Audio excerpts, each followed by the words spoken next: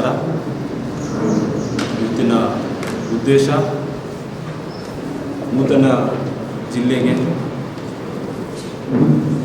ನಾನು ಇವತ್ತು ನೂತನ ಅಧ್ಯಕ್ಷ ಆಗಿ ಆಯ್ಕೆಯಾಗಿದ್ದೀನಿ.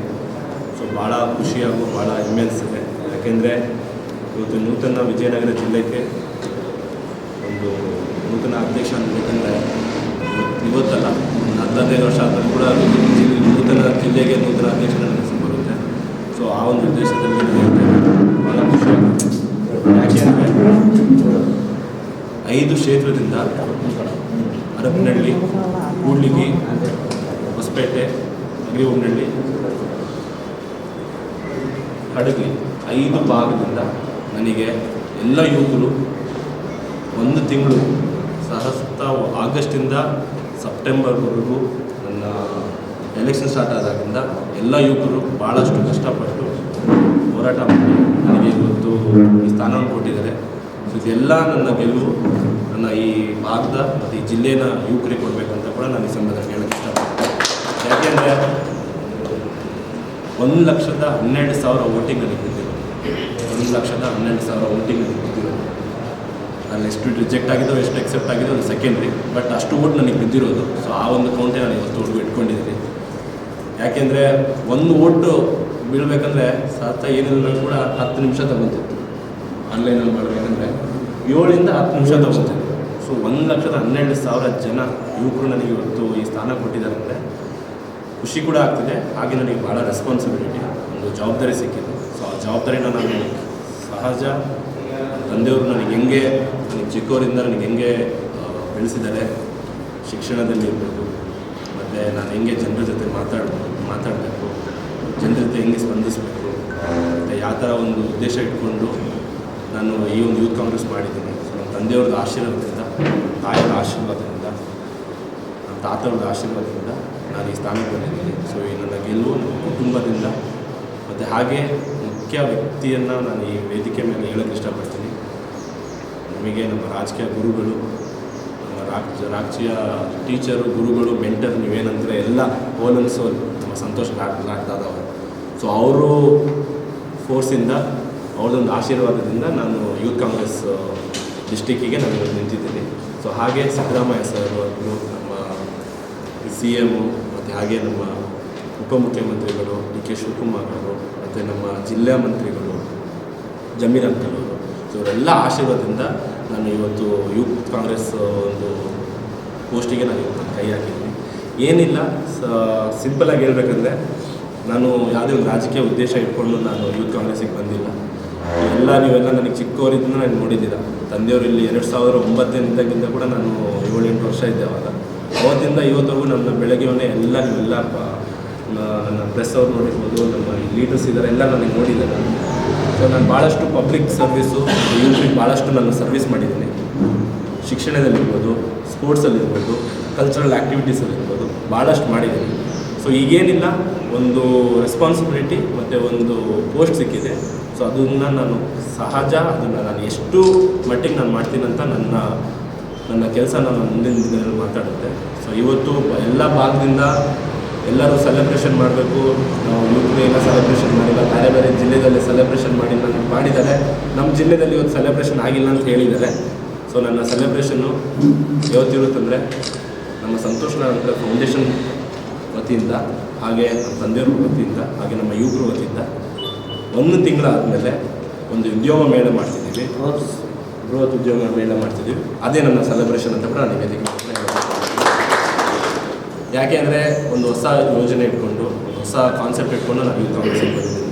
ಯಾಕಂದರೆ ಇಷ್ಟೊಂದು ಎಜುಕೇಟೆಡ್ ಆಗಿ ಇಷ್ಟೆಲ್ಲ ಸ್ಪೋರ್ಟ್ಸ್ ಆದಮೇಲೆ ಏನೋ ಒಂದು ಹೊಸದಾಗಿ ಮಾಡಬೇಕಂತ ಅಂದ್ಕೊಂಡಿದ್ದೀನಿ. ಇದೆಲ್ಲ ಯುವಕರ ಸಪೋರ್ಟಿಂದ, ಮತ್ತು ನಮ್ಮ ಕಾರ್ಯಕರ್ತರು, ಪಕ್ಷದ ಕಾರ್ಯಕರ್ತರು ಇದ್ದಾರೆ, ಮತ್ತು ಪುರಸಭೆ ಅಧ್ಯಕ್ಷರು, ಮತ್ತು ನಮ್ಮ ಮರನಹಳ್ಳಿ ಭಾಗದಿಂದ, ಕೊಟ್ಟೂರು ಭಾಗದಿಂದ, ಮತ್ತು ಅಗ್ರಿಬೊಮ್ಮನಹಳ್ಳಿ ಭಾಗದಿಂದ ಎಲ್ಲ ಯುವಕರು ಸೇರಿ, ಮತ್ತು ನನಗೆ ಭಾಳ ಖುಷಿ ಏನಾಗೋದಂದರೆ ಎಲ್ಲ ಹಿರಿಯರ ವ್ಯಕ್ತಿಗಳು ಕೂಡ ಅಷ್ಟೇ ನನಗೆ ಭಾಳಷ್ಟು ಒಪ್ಕೊಂಡಿದ್ರು.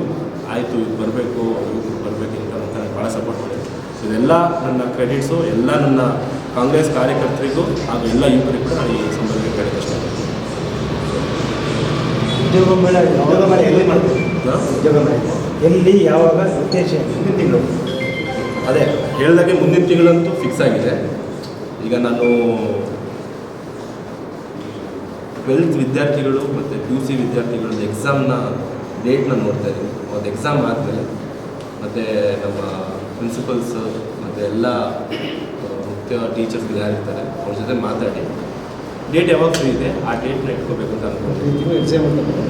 ಎಕ್ಸಾಮ್ ಆದಮೇಲೆ ಬೇಸಿಕಲಿ ಎಕ್ಸಾಮ್ ಪ್ರಾಬಲಿ ಉದ್ದೇಶ ನಿಮಗೆಲ್ಲ ಗೊತ್ತಿದೆ. ಈಗ ಏನಂದರೆ ನಮ್ಮ ಭಾಗದಲ್ಲಿ ಯುವಕರು ಬಂದಾಗ ಫಾರ್ ಎಕ್ಸಾಂಪಲ್ 12th ಆದಮೇಲೆ 2nd PUC ವಿದ್ಯಾರ್ಥಿಗಳು ಆದಮೇಲೆ ಬೇರೆ ಬೇರೆ ಜಿಲ್ಲೆದಲ್ಲಿ ಹೋಗ್ಬಿಡ್ತಾರೆ ಕೆಲಸ ಮಾಡೋದು.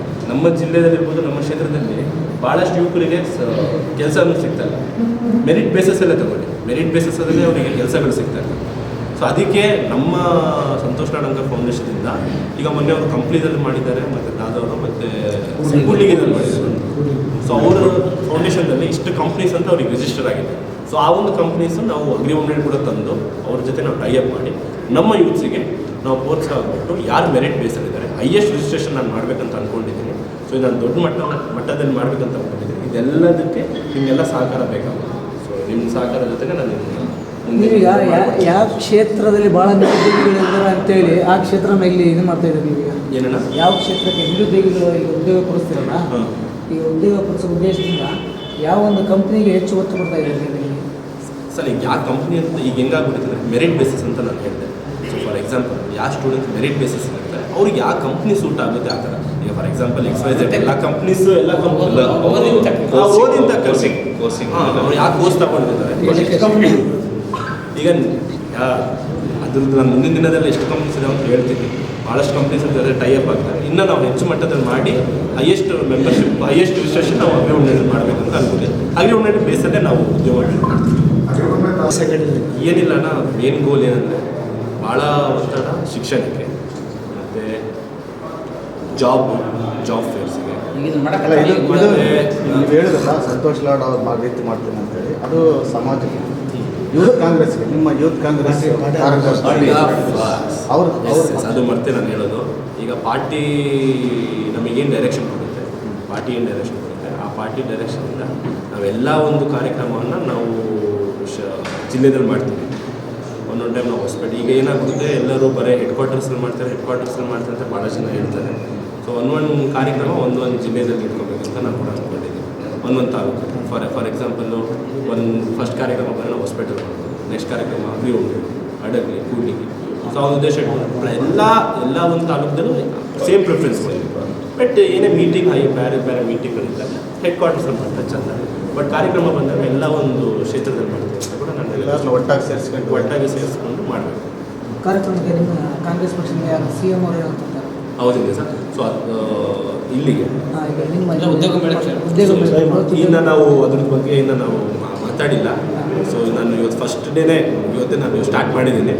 ನಾನು ಅದು ಪ್ರೋಗ್ರಾಮ್ ಮುಂಚಿತವಾಗಿ ನಾವು ಅದು ಇನ್ವಿಟೇಷನ್ ಮಾಡ್ತಾರೆ.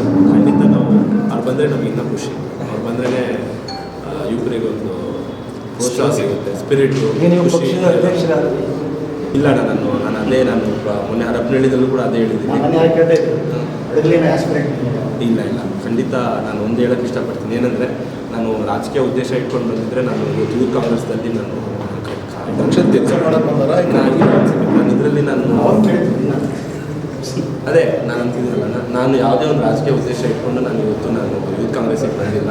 ನಾನು ಇದನ್ನು ನನ್ನ ಪರ್ಸ್ನಲ್ ಗ್ರೋತಿಗೆ ಕೂಡ ನಾನು ತೊಗೊಂಡಿಲ್ಲ. ನಾನು ನನ್ನ ಯುವಕರಿಗೋಸ್ಕರ ನಾನು ಇವತ್ತು ಮಾಡಿದ್ದೀನಿ. ಯಾಕಂದರೆ ನಾನು ಅಪ್ಪವ್ರ ಜೊತೆ 10 ವರ್ಷ ನಾನು ಈ ಕ್ಷೇತ್ರದಲ್ಲಿದ್ದೀನಿ. ಸೊ ಯುವಕರು ಎಷ್ಟು ಕಷ್ಟಪಡ್ತಿದ್ದಾರೆ, ನಮ್ಮ ಯುವಕರಿಗೆ ಏನೇನು ಸಮಸ್ಯೆ ಇದೆ ಅಂತ ನನಗೆ ಗೊತ್ತಿದೆ. ಸೊ ನಾನು ಆ ಒಂದು ಉದ್ದೇಶ ಇಟ್ಕೊಂಡು ನಾನು ಕ್ಲಿಯರ್ ಮೈಂಡ್ ನಾನು ಸಮಾಜ ಸೇವೆಗೆ ಆಗಿ ನಾನು ಮಾಡ್ತಾಯಿದ್ದೀನಿ. ಸೊ ಹಾಗೆ ಮುಂದಿನ ಬರೋ ದಿನದಲ್ಲಿ ಹಂಗೇನಂದ್ರೆ ಅದು ಜನ ತೀರ್ಮಾನ ಮಾಡೋದು. ರಾಜಕೀಯದಲ್ಲಿ ಯಾವತ್ತು ಯಾರಿಗಾರು ಒಂದು ಪೋಸ್ಟ್ ಬರಬೇಕಾದ್ರೆ ಜನ ತೀರ್ಮಾನ ಮಾಡ್ತಾರೆ. ನಾವು ತೀರ್ಮಾನ ಮಾಡೋಕ್ಕಾಗಲ್ಲ. ಜನ ತೀರ್ಮಾನ ಮಾಡಿದರೆ ಅದು ಅವ್ರ ಆಶೀರ್ವಾದ ಏನು ಬೇಕಾದ್ರೂ ಆಗ್ಬೋದು. ನಮ್ಮ ಮುಖಂಡರಿದ್ದಾರೆ, ಅವ್ರ ತೀರ್ಮಾನ ಇದೆ, ನನ್ನ ತೀರ್ಮಾನ ಇರುತ್ತೆ. ಬಟ್ ನನ್ನ ಮೇನ್ ಮೋಟಿವ್ ಸೋಷಲ್ ಸರ್ವಿಸ್. ನಾನು ಮುಂದೆ ಯಾವುದೇ ಪೋಸ್ಟ್ ಬಂದರೂ ಕೂಡ ನನ್ನ main objective is social service. ಸಹಜ ಮಾತಾಡ್ತಾರೆ, ಆಸ್ಪಿರೆಂಟ್ ಹೇಳ್ತಾರೆ, ಕಾಮನ್ ಇರ್ತದೆ. ಯಾಕಂದರೆ ಈಗ ಅವ್ರು ಬಂದಮೇಲೆ ಇಷ್ಟೆಲ್ಲ ಮಾಡ್ತಾರೆ, ಯಾಕೆ ಈ ಥರ ಮಾಡ್ತಿರ್ಬೋದು, ಮುಂದೆ ಅವ್ರಿಗೆ ಈ ಥರ ಫ್ಯೂಚರು ನೋಡ್ತಿರ್ಬೋದು, ಈ ಥರ ಕಾಮನ್ ಇದೆ. ಸೊ ಈಗ ಮಾಜಿ ಶಾಸಕರು ಭೀಮಾ ನಾಯ್ಕರಲ್ಲ, ಅವರು ಆಡಳಿತದಲ್ಲಿ ಜನಸೇವೆಲ್ಲ ಮಾಡಿದ್ದಾರೆ ಅಲ್ವಾ? ಈಗ ಜನ ಹೇಳೋದೇನು ಅಂತ ಹೇಳಿದ್ರೆ ಈಗ ಮಾಜಿ ಶಾಸಕ ಭೀಮನಾಯಕರು ಮಗನನ್ನು ರಾಜಕೀಯಕ್ಕೆ ತೊಗೊಂಬಂದರು ಅಥೆಂಟಿಕ್ ಆಗಿ ಈಗ ಯೂತ್ ಕಾಂಗ್ರೆಸ್ ಅಧ್ಯಕ್ಷರಾಗಿದ್ದಾರೆ ಅಂತ ರಾಜಕೀಯದಲ್ಲಿ ಅರಂಗೇಟ್ರ ಪಡೆದ್ರೆ ಅಂತ ಅರ್ಥ ಇದೆ ಅಲ್ವಾ ಮಗನನ್ನು ತೊಗೊಂಬಂದರು ಅನ್ನುವಂಥದ್ದು ಎಲ್ಲ ಕಡೆ ಹೊರಗಡೆ ಇಲ್ಲ ಅಲ್ವಾ? ಆಯ್ತಾ ಹಾಂ ಏನು ಹೇಳಿ ಒಂದಂತೂ ಸತ್ಯ, ಹಾಂ ಇವತ್ತವರೆಗೂ ನಮ್ಮ ತಂದೆಗೆ ಆ್ಯಕ್ಚುಲಿ ಇಷ್ಟ ಇಲ್ಲ ನಾನು ರಾಜಕೀಯಕ್ಕೆ ನಮ್ಮ ತಂದೆಯವ್ರಿಗೆ ಆ್ಯಕ್ಚುಲಿ ಇವತ್ತು ಇಷ್ಟ ಇಲ್ಲ. ನಮ್ಮ ಬ್ಲಾಕ್ ಅಧ್ಯಕ್ಷರು ಅಂಗಡಿ ಇಲ್ಲಿದ್ದಾರೆ, ಅವ್ರಿಗೆ ಬೇಕಾದ್ರೆ ಕೇಳಿ. ನಮ್ಮ ತಂದೆಯವ್ರು ನನ್ನ ನಾಮಿನೇಷನ್ ಆದಮೇಲೆ ತೆಗಿಬೇಕಂತ ಹೇಳಿದ್ರು. ಇವರೆಲ್ಲ ಫೋರ್ಸ್ಫುಲ್ ಹೇಳಿದ ಮೇಲೆ ನಾನು ಇದಕ್ಕೆ ಬಂದಿರೋದು. ಸೊ ಇವತ್ತವರೆಗೂ ನಮ್ಮ ತಂದೆ ನಾನು ಆದಮೇಲೆ ಕೂಡ ಅಷ್ಟೇ ನಮ್ಮ ತಂದೆಯವರು ನನಗೆ ಒಂದೇ ಹೇಳಿದ್ರು, ಅವ್ರು ಇಷ್ಟ ಇದ್ದಿಲ್ಲ ಅಂತ ಬರೀ ಸೋಷಿಯಲ್ ಸರ್ವಿಸ್ ಇಟ್ಕೊಂಡು ಅವ್ರಿಗೆ ಇಷ್ಟ ಇದ್ದಿಲ್ಲ ಅಂತ ಮೆನ್ಷನ್ ಮಾಡ್ಬೋದು. ಏನಂದ್ರೆ ಅಣ್ಣ ಈಗ ಏನಾಗುತ್ತಂದ್ರೆ ನಮ್ಮ ಮನೆಯಲ್ಲಿ ಈಗ ಆಲ್ರೆಡಿ ಒಬ್ಬ ವ್ಯಕ್ತಿ ನಾವು ಆಲ್ರೆಡಿ ರಾಜಕೀಯದಲ್ಲಿ ಇದ್ದೀವಿ. ಸೊ ನಾವೆಲ್ಲ ನೋಡಿದ್ದೀವಿ. ಸೊ ಅವ್ರ ಉದ್ದೇಶ ಇಟ್ಕೊಂಡು ಹೇಳಿದ್ದು. ಬಟ್ ಆಬ್ವಿಯಸ್ಲಿ ನಮ್ಮ ತಂದೆಯವ್ರಿಗೆ ಭಾಳ ಖುಷಿ ಇದ್ದಾರೆ, ಯಾಕಂದ್ರೆ ಇಷ್ಟೆಲ್ಲ ನಾವು ಸೇವೆ ಮಾಡಿದ ಮೇಲೆ ಪಬ್ಲಿಕ್ ಸರ್ವಿಸ್ ಹೋಗಂತ ನಮ್ಮ ತಂದೆಯವ್ರು ಹೇಳಿದ್ದು. ರಾಜಕೀಯ ಉದ್ದೇಶ ಇಟ್ಕೊಂಡು ಹೋಗಬೇಡ, ಪಬ್ಲಿಕ್ ಸರ್ವಿಸ್ ಮಾಡು, ಆಮೇಲೆ ಜನ ತೀರ್ಮಾನ ಮಾಡಿ ಅಂತ ಹೇಳಿದ್ರು. ಸೊ